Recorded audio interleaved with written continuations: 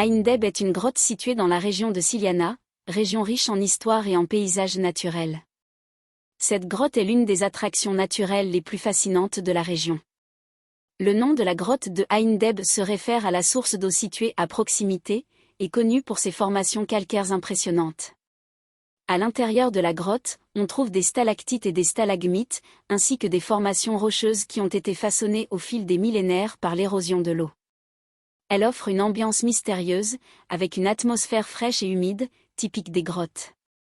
Ain Deb est non seulement un site d'intérêt pour les amateurs de spéléologie et de géologie, mais aussi un lieu de randonnée prisé par ceux qui aiment la nature et les paysages méditerranéens. La formation des stalactites est un processus lent, qui peut prendre des siècles, voire des millénaires. En général, une stalactite croît à un rythme moyen d'environ 0,1 mm à 10 mm par an, soit 1 cm dans les conditions les plus favorables. La vitesse de formation dépend de plusieurs facteurs. Le premier facteur a trait à la composition de la roche et de l'eau. L'eau qui s'infiltre dans les grottes doit être riche en calcaire, c'est-à-dire en carbonate de calcium, pour que des dépôts se forment. Le deuxième facteur est le taux de percolation de l'eau. Si l'eau s'égoutte lentement, elle dépose plus de carbonate de calcium, ce qui peut accélérer légèrement la croissance de la stalactite. En troisième lieu, il y a la température et l'humidité. Une température stable et une humidité élevée favorisent la formation de stalactites. Il y a enfin l'acidité de l'eau, une eau légèrement acide dissout plus de calcaire en surface, ce qui favorise la formation des dépôts calcaires dans les grottes. En raison de cette croissance lente, les stalactites que l'on observe aujourd'hui dans les grottes peuvent être vieilles de plusieurs milliers d'années.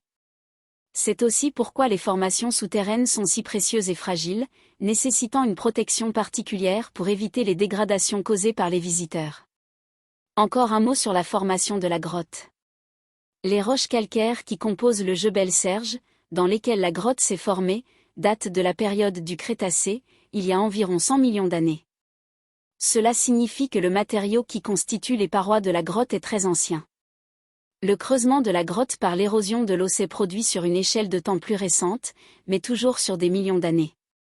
L'érosion par l'eau de pluie, chargée de dioxyde de carbone, crée une acidité qui dissout lentement le calcaire. Ce processus finit par créer des cavités souterraines qui s'agrandissent progressivement. Au fur et à mesure que l'eau continue à s'infiltrer et à circuler, elle forme des galeries souterraines et des salles plus vastes. Les stalactites et stalagmites, quant à elles, se forment goutte à goutte sur des périodes pouvant aller de plusieurs dizaines à des centaines de milliers d'années. Concernant l'estimation de l'âge de la grotte, il est probable que la grotte ait commencé à se former il y a quelques millions d'années à mesure que le Jebel Serge s'élevait et que l'eau a commencé à s'infiltrer dans les fissures de la roche calcaire. Cependant, la grotte telle qu'on la voit aujourd'hui, avec ses vastes galeries et ses formations calcaires, est le résultat d'un travail continu de l'eau sur plusieurs centaines de milliers à quelques millions d'années.